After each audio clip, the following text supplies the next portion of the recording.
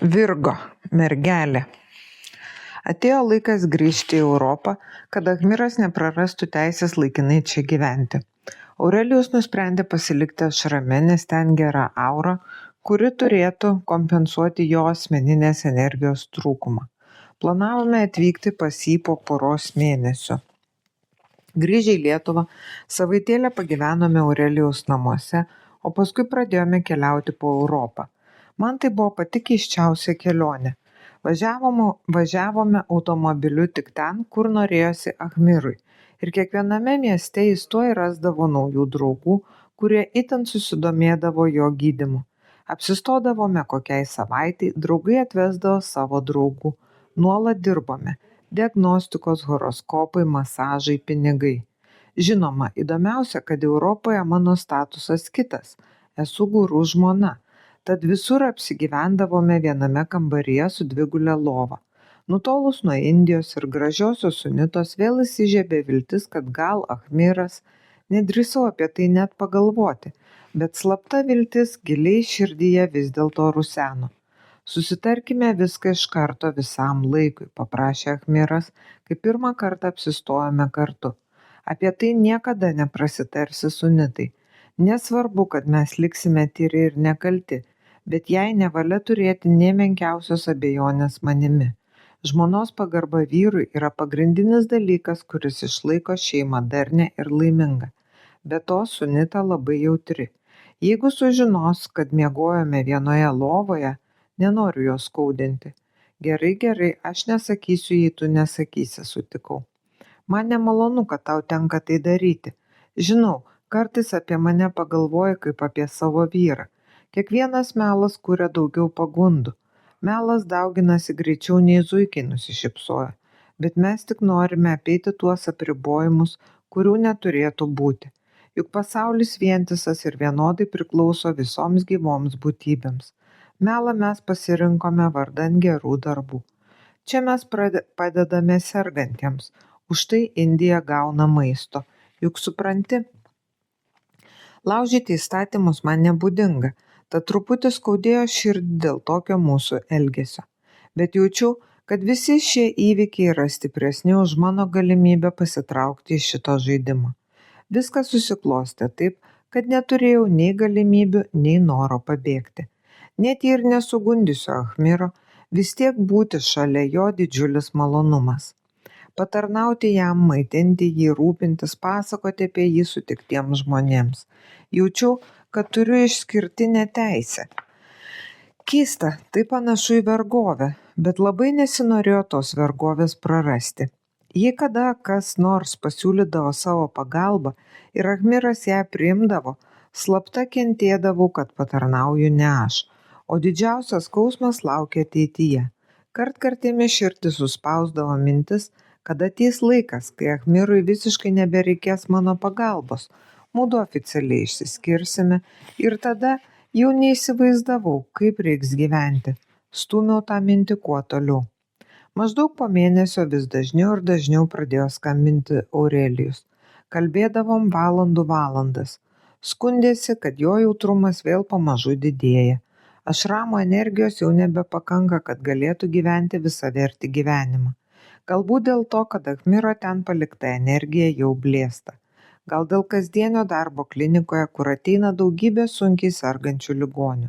O gal jaučiasi vienišas be mūsų. Kalbėdavomės ilgai. Supratom, kad tie pokalbiai Aurelijų nors šiek tiek sustiprina. Bet kaskart padėdamas telefoną, Achmiras susimąstydavo. Delis nėra pats tyriausias miestas. Ašramas negali atlaikyti negatyvių miesto vibracijų. Reikia Aurelijų išvežti kur nors kitur, arčiau gamtos. Bet su kuo jis galėtų važiuoti? Juk reikia labai tyro ir stiprios energijos žmogaus. Skambučiai dažnėjo ir iš Aurelijaus balso buvo aišku, kad reikia kažką daryti, ilgai jis taip neištvers. Achmiras sakė, kad nėra kitos išeities, teks prašyti Sunitos išvežti jį kur nors nuošaliau. Ji pati kilusi iš Daramšalos Himalajuose. Taigi, negaišdamas laiko, Achmiras sutarė, kad Sunitos šeima priims Aurelijų ir tinkamai jį prižiūrės. Jo šeima labai dievobaiminga, o Sunita turi tokią pat stiprią energiją kaip ir Achmiras, nes yra jo dvasios giminaitė. Persikėlęs į kitą vietą, Aurelijus skambino jau su palengvėjimu. Ir man akmuo nuo širdies nusirito. Atrodo, kad Achmiro sumanymas pasiteisino.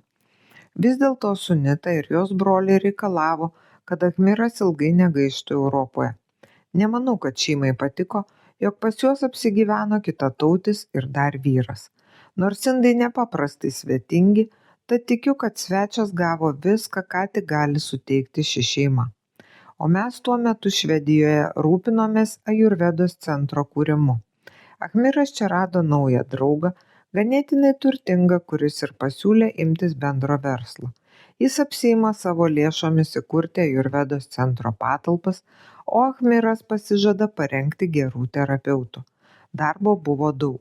Surinkome 8 masažuotojų grupę. Kiekvieną dieną su jais dirbome.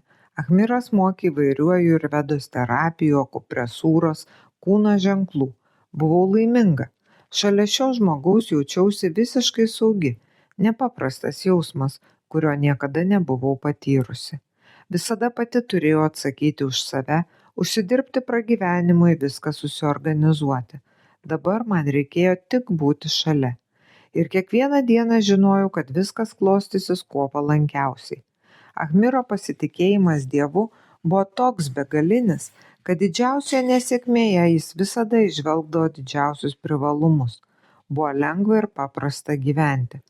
Užteko nenukreipti žvilgsnio nuo jo veido, tik tiek. Mes taip susigyvenome, kad suprasdavau menkiausiai jo veido virptelėjimą. Žmonės stebėjosi, jiems atrodė, kad mudu skaitome vienas kito mintis, ir tai buvo panašu į tiesą.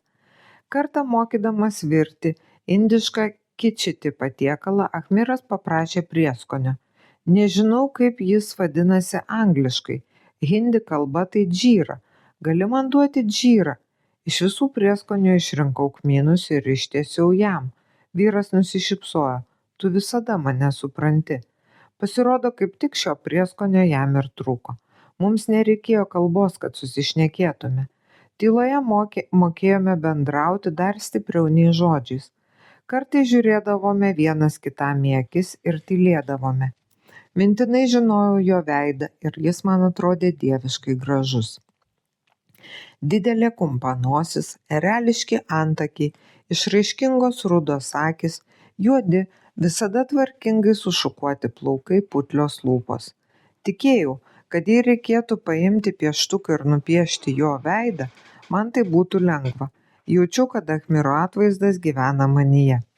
Kaip gaila, kad galiu turėti tave tik per atstumą, kartą išdrįsau jam pasakyti. Žinau, kad niekada negalėsiu tavęs apkabinti, niekada negalėsiu tavęs pabučiuoti. Ar tau tai svarbu, šypsodamasis tyliai paklausė. Jaučiuosi kaip išalkęs žmogus priešais sriubos lėkštę vitrinoje. Tik žiūri, o numalšinti alkio negali. Gal ir nustebinsiu tave, bet jaučiuosi lygiai taip pat. Tačiau žinojimas, kad manęs laukia Sunita, suteikė jėgų nepasiduoti pagundai. Reikėtų ir tau susirasti mylimąjį. Dabar man atrodo, kad tu esi mano mylimasis. Negaliu matyti kitų vyrų, paprasčiausiai nepajėgiu. Kaip manai, jei apkabinčiau tave, jei pabučiuočiau, ar tai būtų nuodėmė, klaida? O tu norėtum mane apkabinti? Jaučiu troškulį, bet bijau, kad tai tik silpnumas. Žinai, kaip kartais būna, valgyti nenori, bet jei ant stalo padėtas torto gabalas, akis tik jį ir temato, mintis tik apie jį ir sukasi, o tu visada šalia, visada graži ir kvepianti, viliojanti, visos mintis tik apie tave ir sukasi, bet juk sąmoningas žmogus sprendžia taip, kaip jam diktuoja protas. Tu turi likti ištikimas Sunitai, taip pasako tavo sąmonė, taip, nors jaučiu didžiulį norą suklysti. Tai baisu, kai nori padaryti klaidą, kaip nepasiduoti pagundai suklysti. Tavo noras toks stiprus, o tavo, nusišypsojo jis, aš juk neturiu jokių įsipareigojimų, neturiu kito širdies princo, tik tave, taigi manęs niekas nestabdo. Vien pagarba tau ir tavo pasirinkimui sulaiko mane nepasiduoti aistrai. Vadinasi, jei aš pasiduosiu pagundai, tu manęs nestabdysi, leisi man suklysti. Taip, nestabdysiu tavęs, nes tu nori padaryti šitą klaidą. Gerbsiu tavo norą, nusišypsojau. Ir kas tada būtų? Kaip tada mudu galėtume pažiūrėti sunitai į akis? Nežinau, bet juk tu dar nevedęs, priesaikos dar nedavei. Daviau priesaiką jai jau prieš daug gyvenimų. Nori pasakyti, nesi turėjęs kitos moters, tik ją ištisus amžius? Ar matei, kokia ji nuostabi? Be to, mudu esame panašus, identiški, kaip Šiva ir Parvati.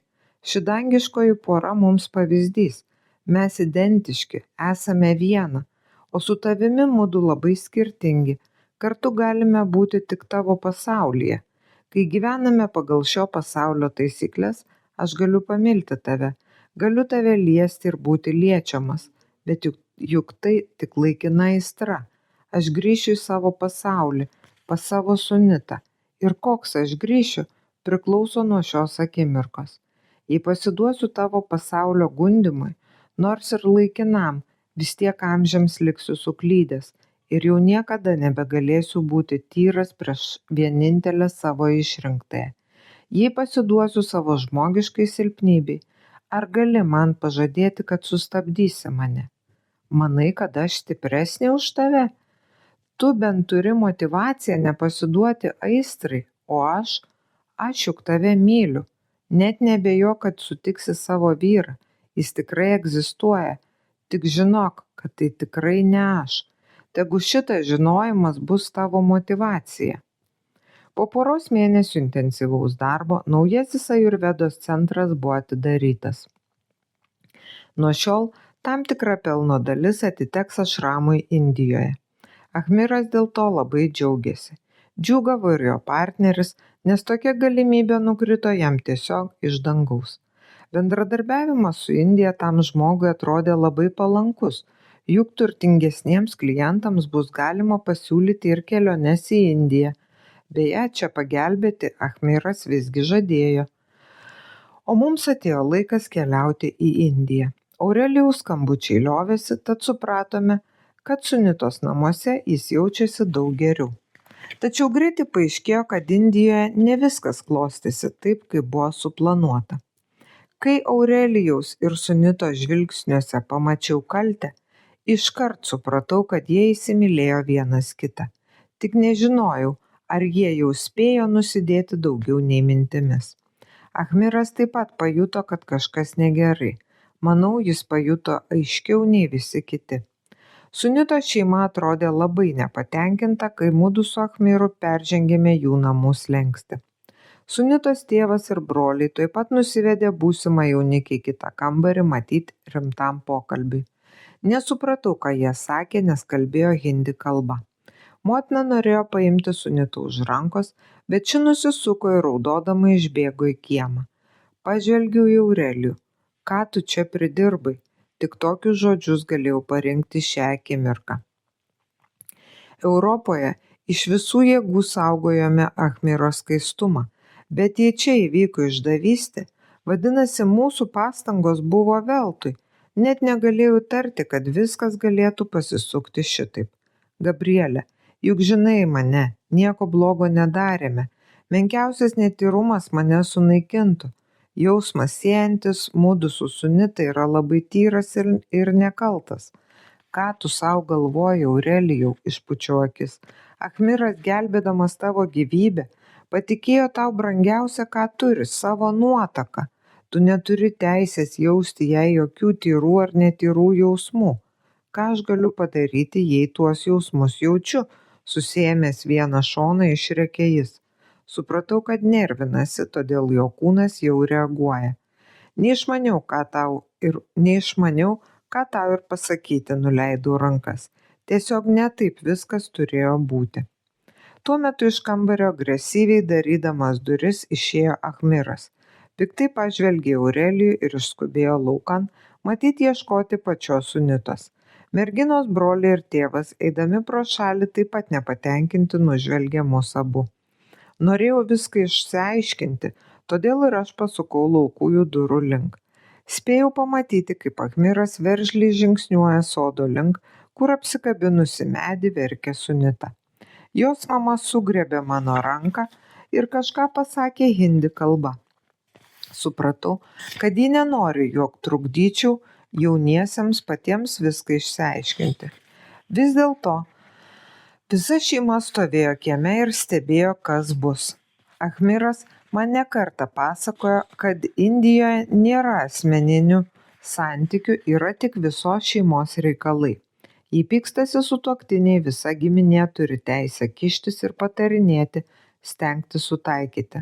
Dabar mačiau tai savo akimis, kad ir kas būtų nutikę, ši šeima padarys viską, jog pora liktų kartu. Ir tas ryžtas atsispindėjo merginos brolių ir tėvų veiduose. Achmiras nedrįso liesti Sunitos. Kažką kalbėjo jai per atstumą. Pamažu ir jį įsitraukė į pokalbį, ašarodama atsakinėjo jo klausimus. Po kurio laiko Achmiras išdrįso paliesti jos petį ir jie atsigręžė. Achmiras merginą šiltai apkabino. Šeimos narių veiduose nušvito šypsenos. Matyt, viskas bus gerai. Ta pati vakarą buvo paskelbta, kad Achmiro ir Sunitos vestuvės įvyks po mėnesio.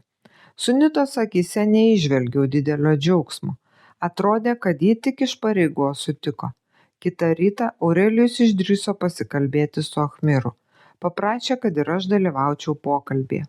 Achmirai, noriu, kad žinotum, jog gerbiu tave, kaip nieko dar neteko gerbti, pradėjo jis. Achmiras tik palinksėjo galvą ir nudūrė akis į raudoną raštuotą kilimą. Aš apsisprendžiau, lėtai ištarė Aurelijus, aš pasirengęs mirti. Ne todėl, kad nebeturiu dėl ko gyventi. Ne, aš noriu kuo greičiau grąžinti tau ir Sunitai jūsų gyvenimą. Myliu Sunitą ir nenoriu, kad kiekviena mano diena trumpintų jos gyvenimą. Taigi, ar padėsi man tai padaryti? Mačiau, kad Achmiras negali rasti tinkamų žodžių. Lūpos jau ketino tarti kažkokį žodį, bet gerklė tuo jį nurydavo. Po kelių tokių bandymų pagaliau pasakė. Tu nusprendei teisingai. Nežinojau, ką ir sakyti. Suvokiau, kad šią akimirką mano gyvenimas visiškai griūva. Suvokiau, kad po mėnesio nebeliks jokių vilčių, kad Achmiras taptų mano. Tada būčiau atsirėmusi į Aurelijų, bet dabar paaiškėjo, kad ir jo nebebus. Negalėjau suvokti, kaip galėjo vos per pusmetį mano gyvenimas taip drastiškai išsidarkyti. Iš nevilties susmukau fotelyje. Aš pakalbėsiu su Nagardžuna. Manau, jis padės tau mirti. Bet labai norėčiau tai padaryti namie. Nenoriu, kad Sunita kentėtų būdama šalia. Be to dabar suvokiu, kokia laimė mirti savo gimtinėje. Niekur kitur nenorėčiau. Achmiras tik palingavo galvą. Mačiau, kad jis jaučiasi nemaloniai. Tikriausiai taip pat, kaip jaučiasi žmogus priverstas paprašyti grąžinti jo paties dovanotą dovaną. Aš pasistengsiu, tik tiek ištarė ir išėjo iš kambario. Tu įsitikinęs, kad nori mirti? Tik dabar išdrįsau paklausti Aurelijų. Aš neturiu pasirinkimo, šypsodamasis atsakė jis. Aš myliu Sunitą. Ji mane perspėjo, kad mudu niekada nebūsime kartu, bet aš vis tiek nesilioviau jos mylėti. Tas jausmas man suteikė tiek daug jėgų, tiek daug energijos, niekada nebuvau turėjęs. Kaip galėčiau vogti jos gyvenimo dienas? Bet kaip mes galime tiksliai žinoti, kad tu tikrai vagiai jų metus? Gal tai visiška nesąmonė, gal mes klystame, juk pats supranti, kad visa tai labai abejotina. Kas, jei mirsi be reikalo? Kad ir kaip būtų, aš nenoriu rizikuoti jos gyvenimu. Geriau mirsiu be reikalo, negu visą gyvenimą abejosiu, ar nemirs ji anksčiau laiko dėl manęs. Bet gal dar įmanoma viską pakeisti, jei ir ji tave myli. Kaip Sunita gyvens su nemylimu vyru, žinodama, kad tu dėl jos mirei? Ta akimirka Į kambarį puolė Sunita, išsigandusi pradėjo aimanuoti. Ahmiras man sakė, kad tu, jie apkabino Aurelijų. Mačiau, kaip jos veidu pasrūvo ašaros. Tuo pat metu pro duris įžengė ir Ahmiras. Jis stabtelėjo ir pažvelgė pirmiausiai apsikabinusią porą, paskui į mane. Aš paprašysiu tave lydėti Aurelijų namo, kreipėsi į mane. Palingavau galvą sutikdama, nes vis tiek negalėčiau matyti jo vestuvių su kita, jo tikrų vestuvių, kurios visiems laikams. Po savaitės mudu su Aurelijumi išskridome į Lietuvą. Atsisveikinimas buvo žiaurus, galvojau, kad širdis sustos. Lėktuve vis prisimindavau tą išsiskyrimo akimirką, todėl akys nuolat buvo pasrūvusios ašaromis. Aurelijus sėdėjo šalia vos gyvas. Ahmiras davė man tikslius lūšnyno gurų nurodymus. Tam tikrų laikų turėsiu nuvesti Aurelijų į savo mirties stepę. Tuo pat metu Nagardžunas bus prie Gangos upės ir atliks ritualą, kuris atims Aurelijaus gyvybę ir grąžins ją Ahmirui su Sunita. Bandžiau kalbėti su pačia Sunita, kaip ji, tokia išsilavinusi ir šiuolaikiška moteris, gali leisti papročiams reguliuoti jos gyvenimą. Jei ji myli Aurelijų, kodėl negali kurti su juo šeimos? Sunita neslėpė savo ašarų, bet paaiškino, kad jau davė žodį ir negali jo laužyti. Mano vakarietiškas protas niekaip neįstengė to suprasti. Ši mergina nuolankiai priims savo likimą. Ta akimirką nekenčiau Indijos, nekenčiau Ahmiro, nors tuo pat metu be galo jį mylėjau. Sunitos meilė Aurelijui buvo paskutinė mano viltis, kad gal vis dėlto Ahmiras leis jai būti laimingai su kitataučiu, o pats liks su manimi. Suvokiau, kad tokios mintis labai egoistiškos ir Aurelijus šlykštėjosi manimi, nes jautė mano egoizmą, bet nieko negalėjau savo padaryti. Iškamuoti grįžome į Lietuvą, į Aurelijaus namus. Reikėjo išlaukti dar 3 savaitės. Per tą laiką Aurelijus atsisveikino su gyvenimu. Vykome į jo pamėgtas vietas, valgėme jo mėgstamiausią maistą, sutvarkėme reikiamus dokumentus. Kiekvieną akimirką stengiamės nuspalvinti ryškiausiomis spalvomis, bet visos jos buvo kupinos liūdesio ir ilgesio, skausmo. Pati savęs be paliovos klausiau, kaip galėjau įsivelti į tokią dramą, juk mano gyvenimas visada buvo toks ramus, paprastas, vos prieš pusmetį, o dabar štai numatytoji diena artėjo. Abu jautėmės lyg nuteistieji prieš kartuves. Baisus jausmas. Nagardžunas gerbė Aurelijaus norą mirti gimtinėje. Tai jam nebuvo problema. Kiek supratau, atstumas jam nieko nereiškia. Buvo numatyta, kad vienu metu mudu su Aurelijumi būsime mano mirties stepėje, o Nagardžunas Rišikeše, toje pačioje vietoje, kur Aurelijų rado Ahmiras, Gangos upėje šalia Šivos statulos. Jis liepė mums tiesiog būti nurodytoje vietoje, o visą kitą esą padarys pats. Suvokiau, kad mano mirties stepė yra kaip erdvinis portalas, ypatinga vieta. Bijojau to, kas įvyks. Man teks stebėti, kaip miršta žmogus. Ir aš neturėsiu jokios teisės jam padėti išgyventi. Po visko galvojau surinkti 112 ir pasakyti, kad radau negyvą žmogų. O ką kitą aš turėčiau daryti? Palikti jį ten gulėti? O kaip po to reikės gyventi? Viskas atrodė visiška nesąmonė. Ir visa tai turi įvykti šiandien. Buvo liepta 11 valandą jau būti vietoje. Abu apsirengėme baltai, kaip susitarę. Vis delsėme žengti per namų slenkstį. Neva tai šio, tai to dar reikia. Aurelijus atrodė ramus, o man buvo sunku sulaikyti ašaras. Menkiausios smulkmenos užgniauždavo kvapą ir akys sudrėkdavo. Pagaliau žengėme per slenkstį. Žiema turbūt pats geriausias metas mirti, kartu su visa gamta. Nors diena pasitaikė gan darganota, drėbė šlapdriba, dangus niūrus. Pasidarė dar liūdniau leistis į paskutinę Aurelijaus kelionę. Negalėjau net įsivaizduoti, kaip jis jaučiasi žinodamas, kad tai paskutinė jo kelionė. Pažvelgiau jį klausiamai. Jis nusišypsojo. Ne, aš neabejoju. Toks mano sprendimas. Negaliu likti vampyru. Negaliu misti sunitos gyvybės syvais. Jis pirmą žengė laukan ir patraukė gatvės link prie automobilio. Netikėtai stabtelėjo. Jo veido išraiška pasikeitė. Nesupratau, kas atsitiko. Tai jūs jau Lietuvoje, išgirdau Dano balsą. Jis atsitiktinai ėjo gatvę ir sutiko mus. Taip, mes vis dar Lietuvoje. Nusišypsojo Aurelijus ir jo žodžiai nuskambėjo dviprasmiškai. O aš maniau, kad jūs Indijoje. Maniau, kad dalyvausite Achmiro vestuvėse, nusistebėjo Danas. Pažvelgiau į laikrodį. Bebuvo likusios 25 minutės.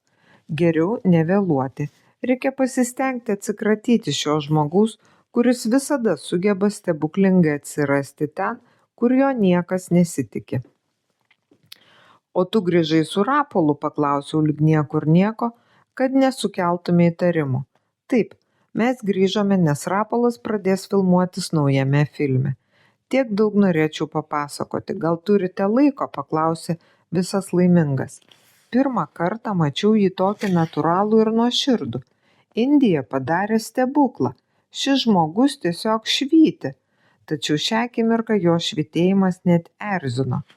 Puiku, bandžiau tartis. Tai gal susitiksime kurią dieną. Bus apie ką pasikalbėti. O ką dabar veiksit, paklausė. Turime sutvarkyti vieną reikalą. Dabar tikrai esame užsiėmę, atsakė Aurelijus. Negalėjau liauti žvilgčiojus į laikrodį. Mačiau, kaip minutės tiesiog tirpsta. Kas jei mes nespėsime? Nagardžunas pradės savo ritualus, o mūsų mirties stepėje nėra. Greičiau. Tikrai, jau turime eiti, pasakiau. Štai mano vizitinė kortelė, paskambink rytoj. Danas paėmė kortelę, nusišypsojo ir mums jau lipant į mašiną ištarė. Tai tu vis dėlto pasikeitei pavardę į indišką. O ar tik ne šiandien Achmiras veda? Jie minėjo datą, kai buvom dar kartą susitikę. Nebepamenu, atrodo, kad šiandien. Tik nusišypsojau pro sukąstus dantis ir sėdau prie vairo. Paskutiniai Dano žodžiai stipriai užgavo. Net nežinojau, kaip reaguoti. Juk oficialiai Achmiras mano vyras. Negaliu patvirtinti, kad jis veda kitą moterį. Kita vertus, žinau, kad jis veda. Tik nežinojau, kad būtent šiandien.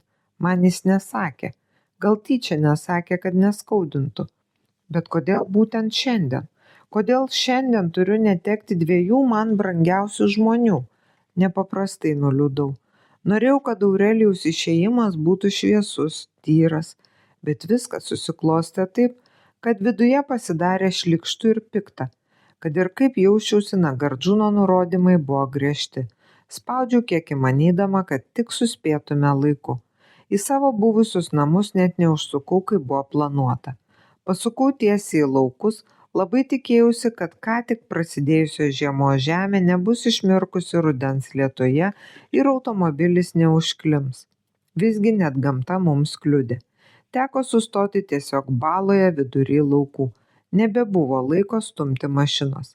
Abu šokome lauk ir vienas kitas skubindami bėgome ten, kur atsiveria paslaptingi vartai. Žvilgčiojau laikrodį. Jau tirpo paskutinės 2 minutės. Bėgom nepaisydami purvo, kuris drabstėsi nuo mūsų batų ant baltų rūbų. Štai jau čia, kažkur čia dairiausi. Seniai čia bebuvau, bet ta vieta jau kvietė mane, sustojau. Girdėjau, kaip krūtinėje smarkiai daužėsi širdis. Negalėjau atgauti kvapo. Aurelijus sustojo šalia ir taip pat uždusęs paklausė. Čia? Čia toji vieta? Tik palingavau galvą.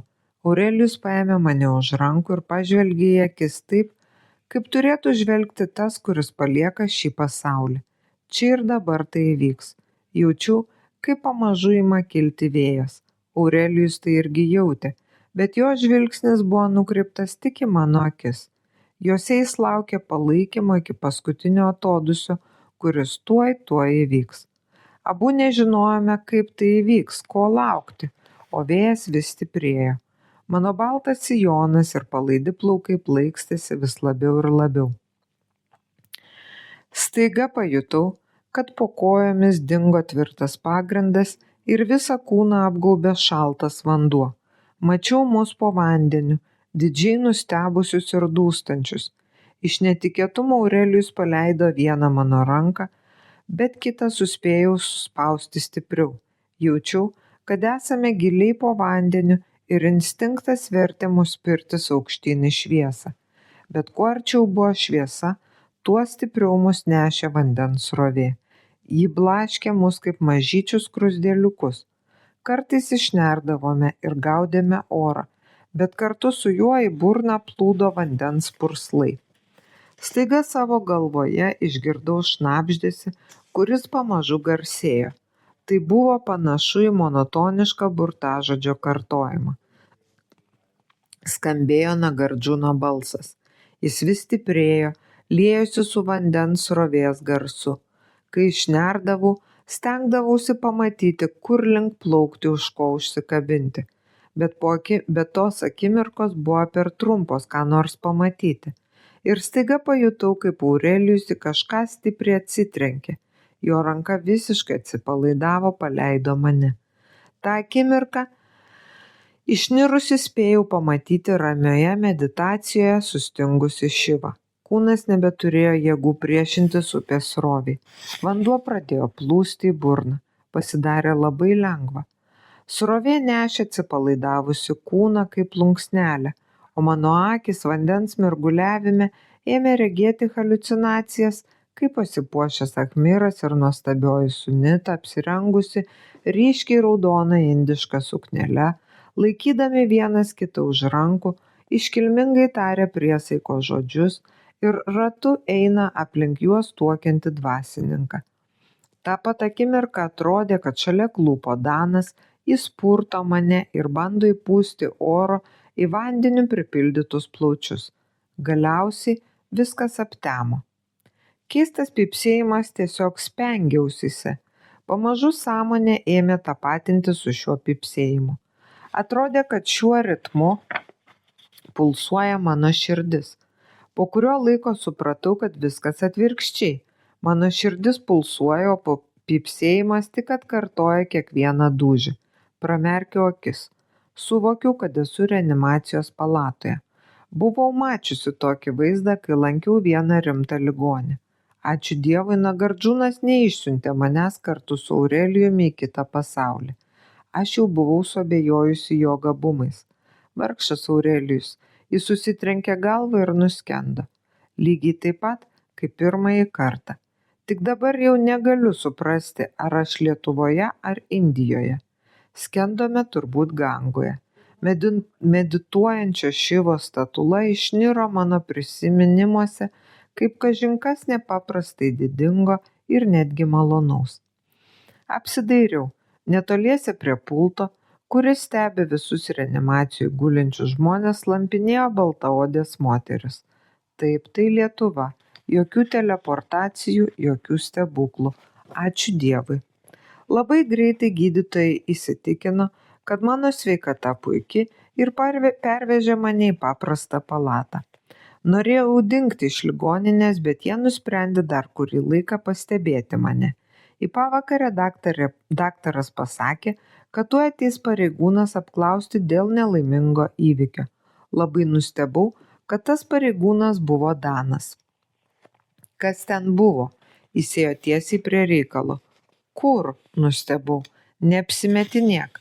Keistai atrodėte, kai sutikau judu prie Aurelijaus namų. Buvo akivaizdu, kad kažką rezgate. Taigi pasekiau jūs, bet iki šiol nesuprantu, kas įvyko. Gali paaiškinti? Ataskaitoje man reikia parašyti kokią nors priežastį, kodėl du žmonės vos nenuskendo paprasčiausioje pievoje. Tu ten buvai, nustebau, o tu nepameni? Stebėjau jūs, kaip judu dvekuojate raitydamiesi ant žemės, tarsi skęstumėte. Šaukiau jums, bandžiau laikyti, bet paprasčiausiai nežinojau, kaip jūs iš tos keistos būsenos ištraukti, kaip kokie apsirūkę narkomanai. Iš pradžių taip ir pagalvojau, bet paskui, Kai netekote sąmonės, pradėjau daryti tau dirbtinį kvėpavimą ir iš burnos išsiveržė pliūpsniai vandens. Atrodė, kad tikrai prigėrei. Negaliu tau pasakyti nieko logiško ir realaus. Ką galėtum parašyti ataskaitoje, numikiau. Tai ką turėčiau parašyti? Gal kad radau jūs prie upės? Bet kai iškviečiau greitai, jie atvažiavo į laukus. Nežinau, bet tu esi liudininkas, kad aš Aurelijaus nenužudžiau. Ačiū Dievui, jis gyvas, kitaip tikrai reikalų būtų daugiau ir rimtesnių. Kaip gyvas, nustebau. Vis dar reanimacijoje, bet jam viskas bus gerai. Jam pasisekė mažiau nei tau, nes truputį susitrenkė galvą, bet šiaip išgyvens. Pašokau iš lovos ir basa pasileidau į reanimacijos palatą. Danas nesitikėjo tokios reakcijos, todėl nespėjo mane sulaikyti. Kaip tai jis gyvas, šnibždėjau savo po nosimi. Jis turėjo mirti. Jis privalo mirti, nutraukite gydymą, paimkite tuos deguonies vamzdelius greičiau, jis turi mirti. Sesutės nustebusios klausėsi. Nežinau, ką pagalvojo apie mane. Tuoj iš paskos atbėgo Danas. Paėmęs už rankos bandė išvesti. Jis sutrikusi, pati nesupranta, ką kalba, aiškino sesutėms. Nagi, eime. Ne, prieštaravau. Jis nori mirti, netrukdykite jam, ištraukite tuos vamzdelius. Danas jau pakėlė mane nuo grindų ir nešte išnešė iš reanimacijos palatos. Gal visai kuokteliai, nori psichiatrinėje pagulėti, ramino mane. Atnešęs pasodino mane palatoje ant lovos. Bandžiau jam paaiškinti, kad viskas turėjo baigtis Aurelijaus mirtimi, bet Danas tiesiog draudė net kalbėti tokius dalykus, nes jis vis dar pareigūnas, kuris rašys protokolą. O mano galvoje kilo sąmyšis. Kas dabar bus? Teks viską kartoti? Nesąmonė kažkokia. Nenoriu čia likti. Paprašyk mane išleisti. Po to, ką čia ką tik prikalbėjai, tavęs niekas niekur neišleis. Aurelijus neatrodė nelaimingas, kad išgyveno. Tačiau pokyčiai buvo stulbinantis. Jo jautrumas aplinkai dingo. Tai buvo panašu į kompiuterį, kuris perkrautas, veikė puikiai.